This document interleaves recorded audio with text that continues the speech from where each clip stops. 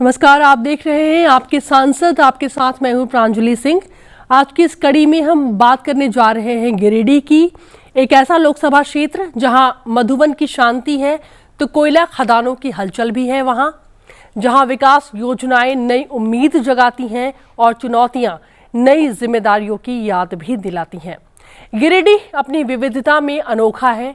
केंद्र और राज्य सरकार की योजनाओं का असर यहाँ साफ दिखता है, लेकिन पानी, रोजगार और शिक्षा की चुनौतियां अभी भी जमीनी हकीकत है। और इसी गिरिडीह की आवाज बनकर लोकसभा पहुंचे हैं सांसद चंद्र प्रकाश चौधरी, 3 बार के विधायक, पूर्व जल संसाधन मंत्री और क्षेत्र के लोकप्रिय जननेता।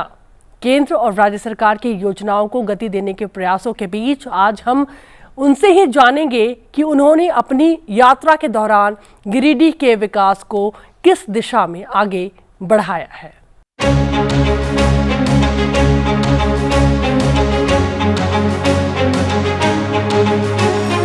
श्री चंद्र प्रकाश चौधरी। मैं चंद्र प्रकाश चौधरी, जो लोकसभा का सदस्य निर्वाचित हुआ हूँ, सत्य निष्ठा से प्रतिज्ञान करता हूँ कि मैं विधि द्वारा स्थापित भारत के संविधान के प्रति सच्ची श्रद्धा और निष्ठा रखूँगा। मैं भारत की प्रभुत्ता और अखंडता अक्षुण्ण रखूँगा तथा जिस पद को मैं ग्रहण करने वाला हूँ उसके कर्तव्यों का श्रद्धापूर्वक निर्वहन करूँगा।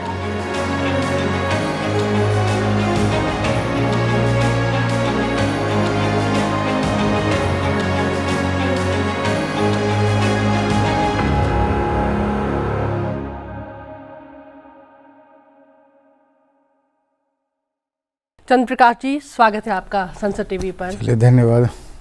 जैसा कि मैंने शुरुआत में कहा कि गिरिडीह बहुत संपन्न है, लेकिन वहाँ के विकास में कुछ चीज़ें हैं जो वहाँ की जनता काफ़ी दिनों से मांग रही है। सुधार हुआ है, लेकिन आपकी नज़र में आपके सेकंड टर्म तक आप इसको किस तरीके से देखते हैं?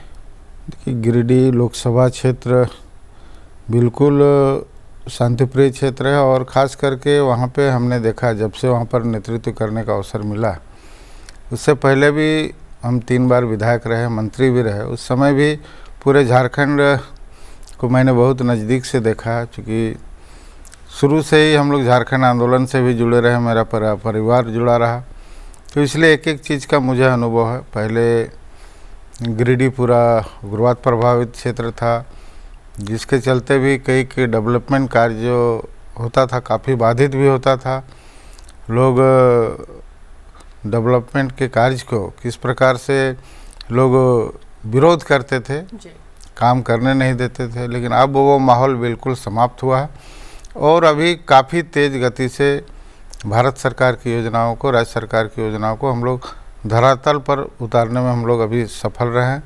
और आने वाले समय में भी हम लोग यही कहेंगे कि जो आकांक्षी जिला में हमारा गिरिडीह लोकसभा क्षेत्र आता है, जो 112 जिला आकांक्षी जिला है, जिसमें 108वें पायदान पर हमारा था, आज हम लोग 3रे पायदान पर आए हैं। मतलब इसका मतलब है कि विकास का काम काफ़ी तेज़ गति से हो रहा है। हम चाह रहे हैं कि वह पहले पायदान पर है और आकांक्षी जिला से हमारा गिरिडीह बाहर है, ये हमारा पूरा प्रयास रहा। चंद्र प्रकाश जी, एक वो दौर था जब आपने विधायक के लेवल पर, जब वहाँ की चीज़ों को आपने डील किया, वहाँ की जन समस्याओं को आपने सुना, लेकिन सीधे लोकसभा के क्षेत्र में जब आपको लगा कि नहीं, अब यहाँ पर मुझे जनता को अपना पूरा समय देना है, क्या फ़र्क आपने महसूस किया? तो विधानसभा चुनाव हम 3 बार रहे जी, राज्य में मंत्री के रूप में भी रहे और हम भू राजस्व मंत्री रहे, साइंस टेक्नोलॉजी मिनिस्टर रहे, लेबर मिनिस्टर भी रहे और पीएचडी पेयजल मंत्री भी रहे। तो इस तरह से कई जिम्मेदारियों को मैंने निभाया और बहुत सारी चुनौतियां थी, उसके बावजूद भी हम काफ़ी काम किए, उपलब्धि हमारी काफ़ी रही है। और उसके बाद संसद में भी आने का मौका मिला, तो यहाँ पर भी भारत सरकार के द्वारा जो बड़ी बड़ी योजनाएं, जो बड़े बड़े प्रोजेक्ट्स हैं, उनको हम कैसे ज़्यादा से ज़्यादा धरातल पर उतारें। चूँकि हमारा वहाँ पे पूरा लोकसभा क्षेत्र में गिरिडीह, कोडरमा, हजारीबाग, जो इस बेल्ट में हमारे युवा जो हैं, हमारे जो काफ़ी पलायन करते हैं, हम समझते हैं कि लाखों लाख युवा बम्बई में दूसरे देशों तक में लोग जाते हैं और कई बार हर एक माह कुछ न कुछ घटना दुर्घटना होते रहता है। तो हम लोग पूरा प्रयास करते हैं कि वहाँ रोज़गार का ज़्यादा अवसर खुले, क्योंकि वह कोयलांचल क्षेत्र भी है और कोयला आधारित कोई इंडस्ट्री भी लगे। हमारे यहाँ डीवीसी का पावर प्लांट भी है। तो इस तरह से कई चीज़ें हैं जी। और कृषि बहुल क्षेत्र भी है, किसानों को सिंचाई की सुविधा मिले, लोगों को जागरूक करें। तो हम प्रयास करें कि हमारा पलायन कम से कम हो। शुरुआत में मैंने कुछ समस्याओं का जिक्र किया है जो आज भी वहाँ की जनता आपसे इस संदर्भ में जानना चाहती है। एक तो पानी की समस्या एक बहुत बड़ी समस्या है, शिक्षा, और दूसरा जो कि आपने रोजगार के बारे में खुद ही बताया है। क्या आप समझा सकते हैं कि इस तरफ जब आप सांसद बने हैं तो इस तरफ आपने क्या क्या कदम उठाए हैं? देखिए, शिक्षा के क्षेत्र में चूँकि हमारा वह क्षेत्र शिक्षा के क्षेत्र में काफ़ी पिछड़ा हुआ है, तो कुछ कोयलांचल क्षेत्र में शिक्षा का स्तर अच्छा है, जैसे जहाँ पर कई की शिक्षण संस्थाएं अच्छे भी हैं। लेकिन ग्रामीण क्षेत्रों में हम लोग देखते हैं या आदिवासी बहुल क्षेत्रों में जहाँ पर सरकार की सुविधा उतना नहीं है, या शिक्षकों की कमी है, या प्राइमरी शिक्षा जिसको हम लोग कहते हैं कि बुनियादी शिक्षा लोगों को जो मिलता है, वहाँ पर काफ़ी उग्रवाद प्रभावित क्षेत्र होने के चलते शिक्षक भी नहीं जाना चाहते हैं। लेकिन अभी वहाँ माहौल बिल्कुल बदल चुका है और लोग शिक्षा के क्षेत्र में पढ़ रहे हैं। और कई के हम लोग केंद्रीय विद्यालय का भी हम लोग डुमरी में स्थापित किया। समझिए कि उग्रवाद प्रभावित क्षेत्र में एकलव्य विद्यालय एक हमारा बना है पीरटांड़, जो काफ़ी फेमस था और जहाँ उग्रवाद इतना ज़्यादा था कि लोग शाम के बाद उधर जा नहीं पाते। तो वैसे जगहों पर खुला है। और टुंडी में भी एक हम लोग एकलव्य विद्यालय का प्रस्ताव है। तो हम भारत सरकार से पूरा प्रयास कर रहे हैं कि तकनीकी शिक्षा भी लोगों को मिले, ITI वहाँ खुले, पॉलिटेक्निक, इंजीनियरिंग कॉलेज, इस तरह से कई चीज़ हम लोग चाहेंगे कि लोग शिक्षा प्राप्त करें और हम लोग पलायन को हम लोग उसी बहाने रोक सकते हैं।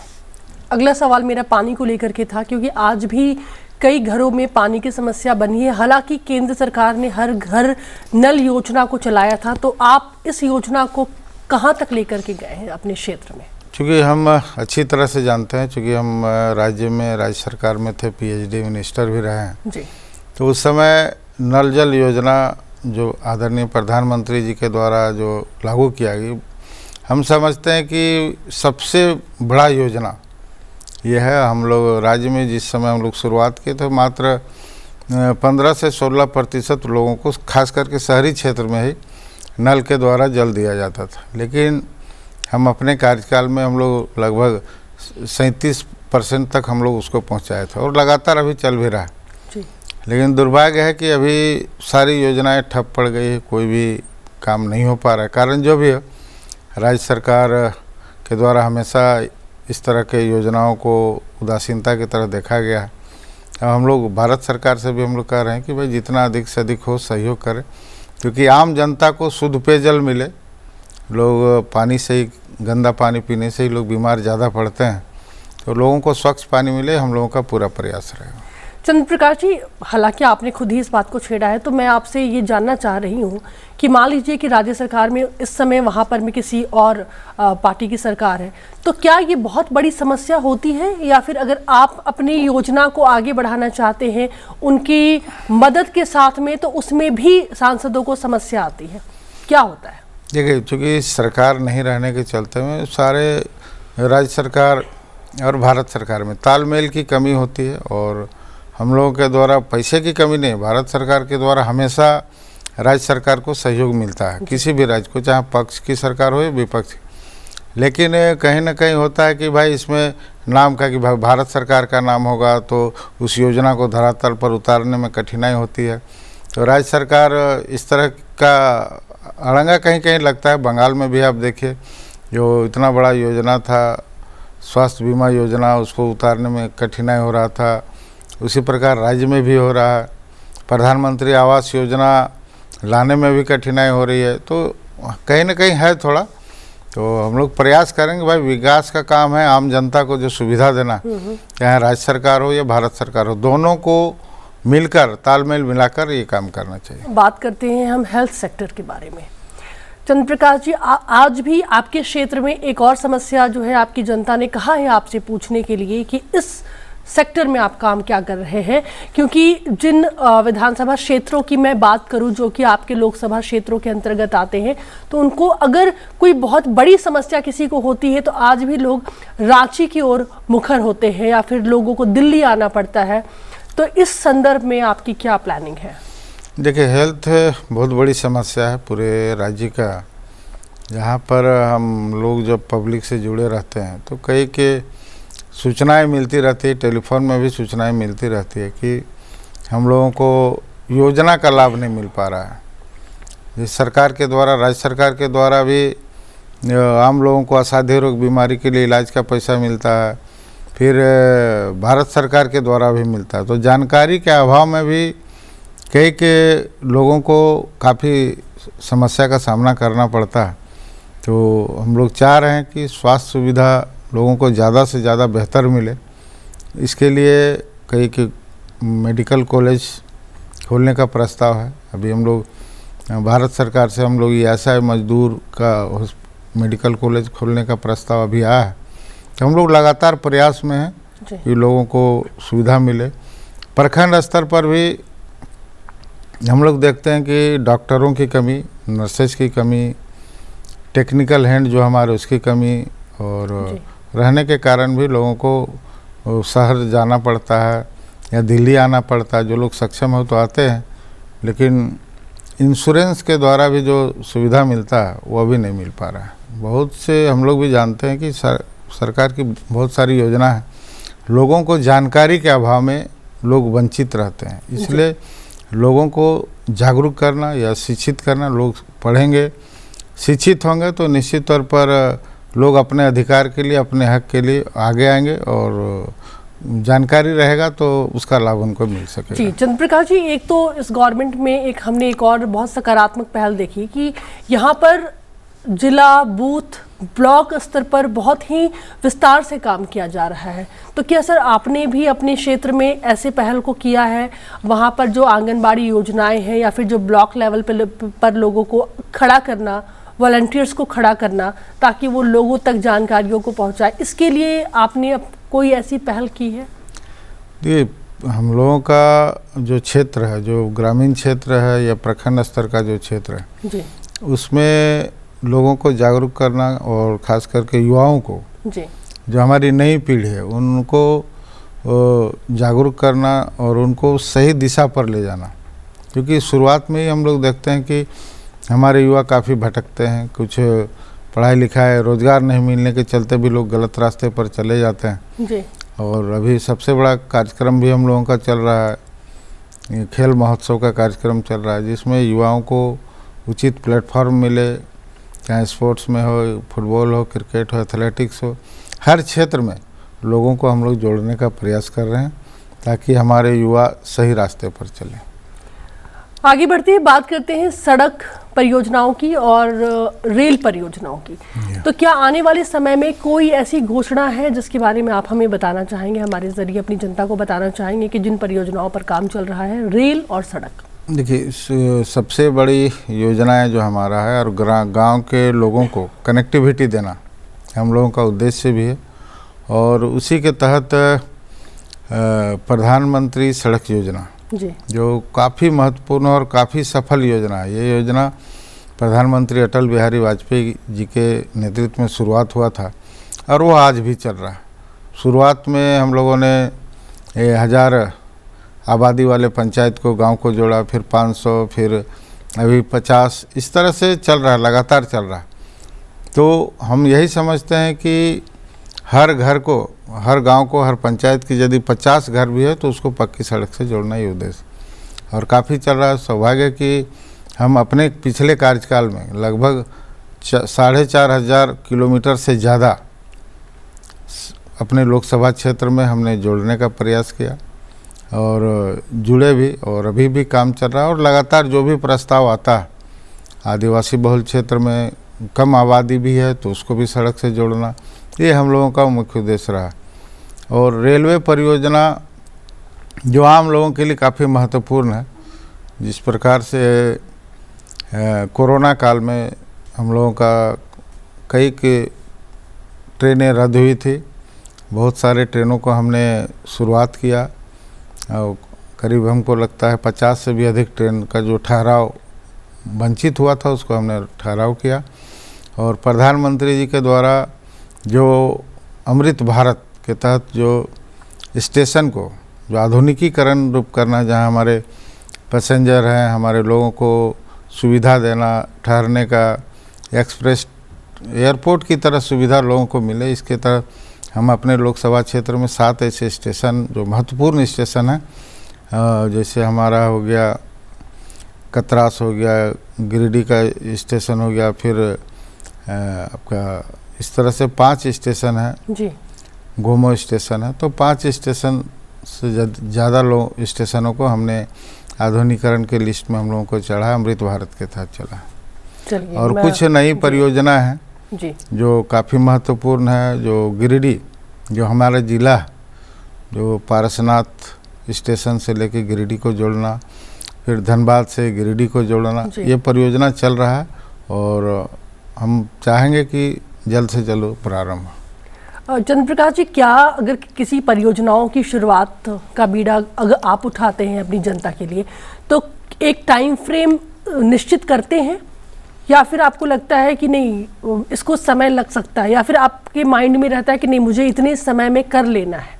कैसे आपके काम करने का तरीका क्या है? देखिए, कुछ योजनाएं जैसे है जो विलम्ब से भी चलती है। जो ट्रेन आपका स्टेशन मैंने कहा कि पारसनाथ से लेके गिरिडीह जी, रेलवे लाइन नई रेलवे लाइन है जिसको जोड़ना है, जो आज तक राज्य सरकार और भारत सरकार का दोनों का तालमेल से ही होता है।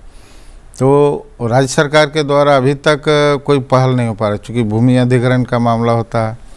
भारत सरकार के द्वारा फंड दिया गया लेकिन राज्य सरकार के द्वारा अभी तक कोई पहल नहीं किया गया, इसके चलते काफ़ी विलम्ब भी होता है।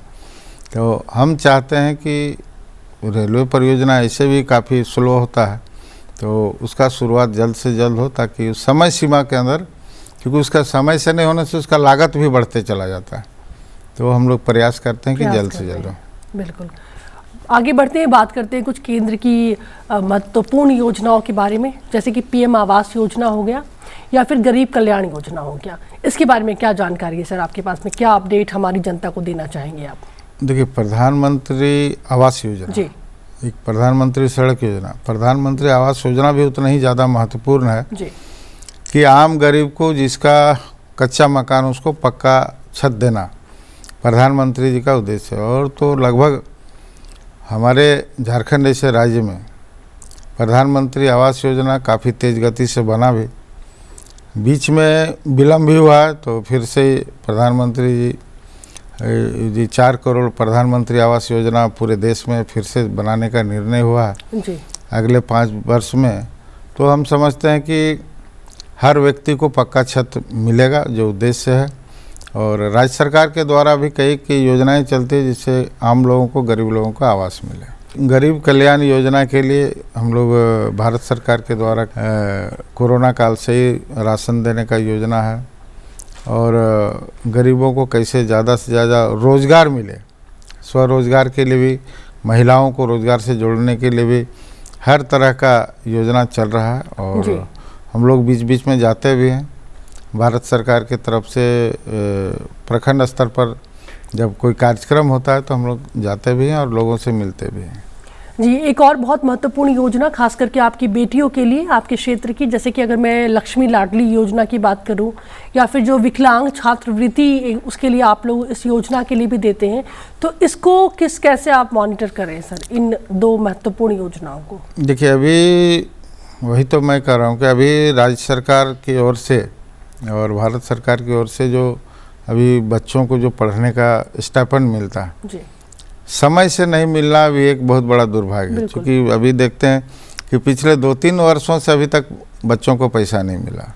लोग एडमिशन करा लिए और उनको समय से पैसा नहीं मिला, तो कितने लोगों का नाम भी कटा, इंजीनियरिंग की पढ़ाई कितने लोग छोड़कर भी आए। तो हम भी जो चाहते हैं कि एक कैलेंडर बने, ताकि समय से ही बच्चों को स्टाइपेंड मिल जाए, पढ़ने की सुविधा मिल जाए, ये होना चाहिए। जब भी हम कोयला खनन क्षेत्र के बारे में बात करते हैं तो सबसे पहले सुरक्षा जो है एक बहुत बड़ा सवाल है, और दूसरा है रोजगार। इसके लिए क्या प्लान कर रहे हैं सर आप? देखिए, कोयला खनन क्षेत्र बहुत ही देश के लिए, एक एनर्जी के लिए जी बहुत ही बड़ा स्रोत है। और हमारे क्षेत्र में चाहे BCCL है या CCL, दो प्रमुख क्षेत्र आते हैं, धनबाद में भी और हमारा रांची क्षेत्र में CCL के एरिया। क्योंकि हम भी एक वर्कर रहे हुए हैं, कोल इंडिया के वर्कर भी रहे हैं, वहाँ से संघर्ष करके हम यहाँ पहुँचे हैं। तो जो बुनियादी समस्या है, जो मज़दूरों को उचित मुआवजा नहीं मिलना, शोषण करना, या जो विस्थापित होते हैं, जिनका ज़मीन चला जाता है, जिनका घर उजड़ जाता है, लोगों को रोज़गार से हम लोग नहीं जोड़ पाते हैं, इसके चलते भी कई लोग पलायन करते हैं। जी कुछ लोगों को रोज़गार मिलता है लेकिन सभी लोगों को नहीं दे पाते हैं, जिसके चलते भी लोग पलायन होते हैं। और जो हक मिलता है, जो जिनका ज़मीन चला जाता है, कई मुद्दे ऐसे होते हैं कि वो लोग कोर्ट कचहरी का दौड़ में लगातार दौड़ते रहते हैं, जो उनकी समस्या को सुनने वाला कोई नहीं होता है। तो एक ट्रिब्यूनल बनता है हर एक स्टेट में, जो वैसे विस्थापित लोगों का, जिनका ज़मीन का समस्या है, उनका सुनने का। लेकिन झारखंड का दुर्भाग्य है कि आज तक नहीं बना ट्रिब्यूनल, जिसके चलते लोग आज भी वंचित रहे। तो हमने संसद में भी आवाज़ उठाया, फिर कोयला मंत्रालय से भी हमने प्रस्ताव लाया, तो सहमति और स्वीकृति मिल गई है। और लेकिन अभी तक नहीं हो पाया। लेकिन हमारा पूरा प्रयास रहेगा कि कोयला से जुड़े हुए जितने भी हमारे विस्थापित हैं, जितने भी लैंड लूजर हैं, जितने भी लोग को हक नहीं मिल पाया, उनको हक दिलाना हमारा मुख्य उद्देश्य है। तो आपने कहा कि रोज़गार सबसे बड़ा मुद्दा है वहाँ पर में, लेकिन अगर इंडस्ट्री नहीं लगेगी, हालांकि वहाँ पर में देखा जाए तो रास्ते कई हैं लेकिन इंडस्ट्री ही नहीं है, तो क्या इसके लिए कोई पॉलिसी आपने केंद्र सरकार के सामने रखी है, या फिर आपने कोई ऐसा प्रोजेक्ट बनाया है कि आगे आने वाले टाइम में उस पॉलिसी का फ़ायदा रोज़गार के तौर पर लोगों को मिल पाए? देखिए, झारखंड का सबसे बड़ा समस्या है, जो झारखंड स्टेट बनाने का भी सबसे बड़ा उद्देश्य रहा था, कि झारखंड के लोगों को जो स्थानीय नीति है, नियोजन नीति और विस्थापन नीति, जो विस्थापित होते हैं उस पर भी आज तक कोई ऐसा ठोस नीति नहीं बन पाया जी, जिसके चलते उनको हम लोग रोक सके, उनको रोज़गार दे सके या उनको उसका हक मिल सके। नियोजन नीति भी झारखंड में भी आज तक कोई ठोस नियोजन नीति नहीं बना जिससे वहाँ के लोगों को रोज़गार मिल सक रहा है। या नौकरी में भी हम लोग देखते हैं कि ज़्यादातर वहाँ के लोग नौकरी से भी वंचित हो जाते हैं। तो ये सब नीति जो मुख्य नीति है, ये अभी तक नहीं बन पाया, दुर्भाग्य है। लेकिन हम लोग प्रयास कर रहे हैं, आज भी वह आंदोलन होता रहा है और वहाँ का मूल्य भी रहा, आंदोलन का भी सबसे बड़ा मुद्दा रहा है स्थानीय नीति, नियोजन नीति और विस्थापन नीति। अगर इतनी बड़ी समस्याएं हैं जो कि एक तालमेल नहीं बैठ पाने की वजह से भी वहाँ की जनता भुगत रही है, तो जनता को कैसे बताया जाए? क्योंकि जनता को, अगर जनता ने अगर आपको एक सांसद के तौर पर चुना है तो उनको तो देखिए काम चाहिए, उन्होंने इसलिए आपको चुना है, आप अपनी जनता को कैसे समझाएंगे?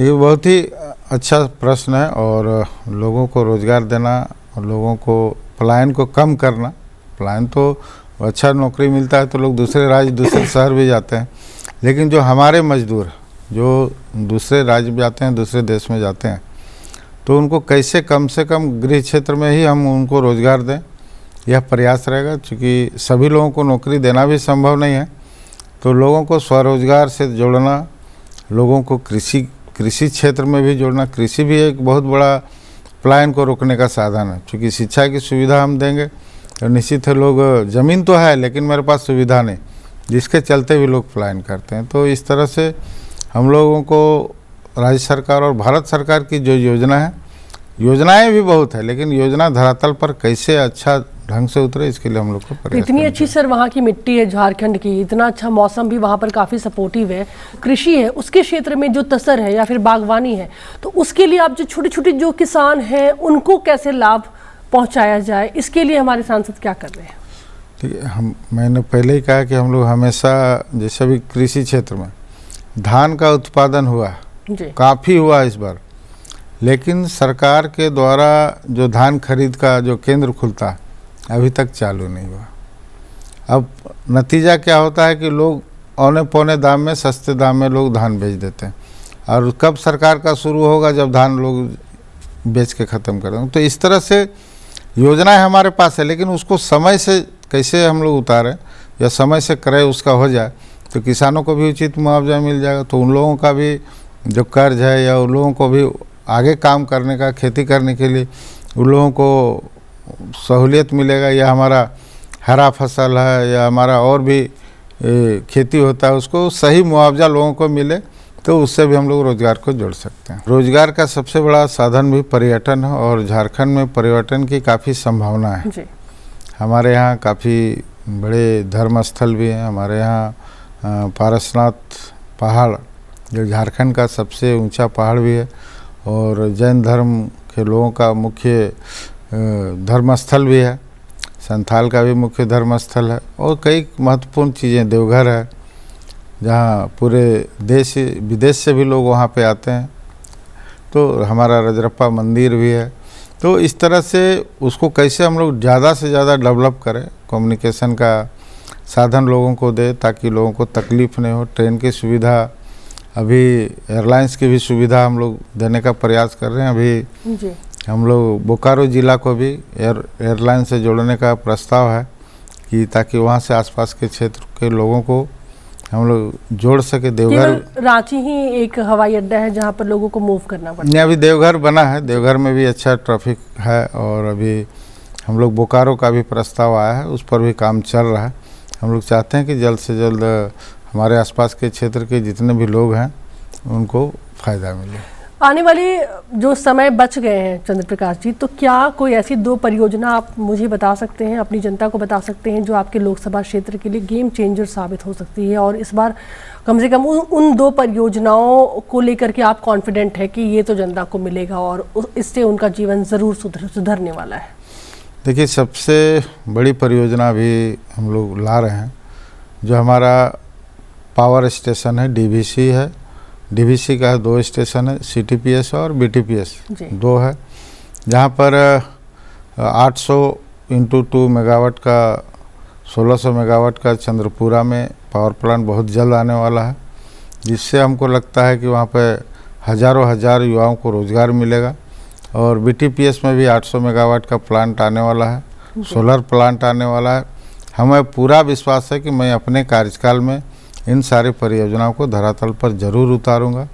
और आवागमन के लिए अभी भारतमाला परियोजना के तहत रांची से लेकर जेना मोड़ तक जो 4 लेन हो रहा है, उसके बाद कलकत्ता से बनारस तक जो 6 लेन बहुत ही बड़ी परियोजना है, जो हमारे क्षेत्र से करीब लगभग 3 पैकेज ऐसा है जो हमारे क्षेत्र से गुजरेगा जी। हमको उम्मीद लगता है कि आवागमन, मैंने पहले ही कहा कि आवागमन विकास का सबसे बड़ा बुनियाद है, और जिससे कलकत्ता से व्यवसायियों को, बनारस से और इधर हम छोटे शहरों को भी जोड़ने का हम लोग का प्रस्ताव है।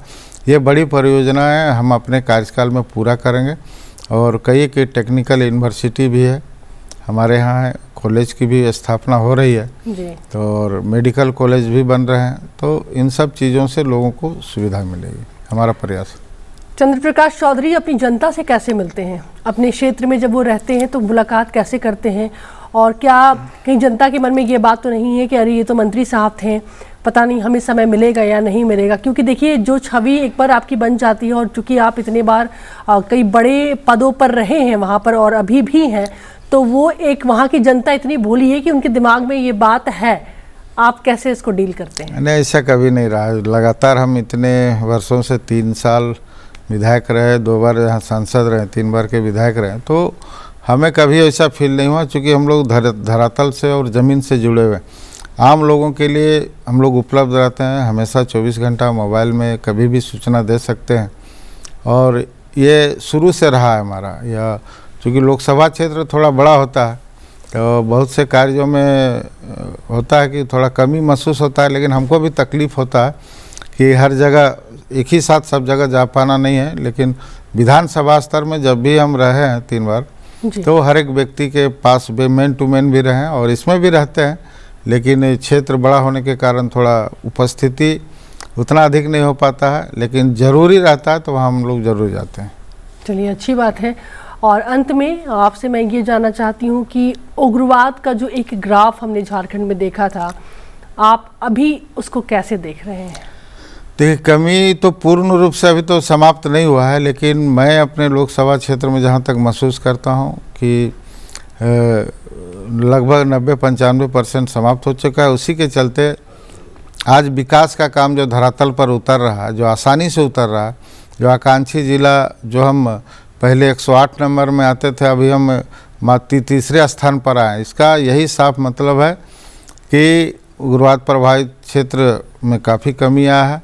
और आने वाले समय में यह विकास यदि धरातल पर देखना चाहते हैं, पलायन हम लोग रोकना चाहते हैं, तो पहले लॉ एंड ऑर्डर हम लोगों को अच्छा से रखना पड़ेगा और धीरे धीरे लोगों को इस रास्ते पर जाने के लिए हम लोग रोकने का जो हम लोगों का प्रयास है, ये हम लोग करते रहें।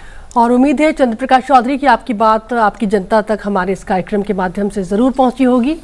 बहुत बहुत शुक्रिया, आपने हमें समय दिया और एक व्यापक जो चर्चा है आपके साथ हुई आपके लोकसभा क्षेत्र को लेकर। चलिए, धन्यवाद इसके लिए आपको। बहुत बहुत शुक्रिया सर। धन्यवाद। गिरिडीह एक ऐसा संसदीय क्षेत्र है जो परंपरा, संसाधन और संभावना का संगम है और इन संभावनाओं को हकीकत में बदलने की जिम्मेदारी यहाँ के सांसद चंद्र प्रकाश चौधरी के कंधों पर है। आगे की थोड़ी कठिन राह जरूर है, लेकिन अगर नीयत साफ हो तो सब कुछ संभव हो जाता है। हम उम्मीद करते हैं कि आने वाले सालों में गिरिडीह न सिर्फ विकास की नई ऊंचाइयों को छुएगा, बल्कि झारखंड के लिए एक आदर्श मॉडल भी बनेगा।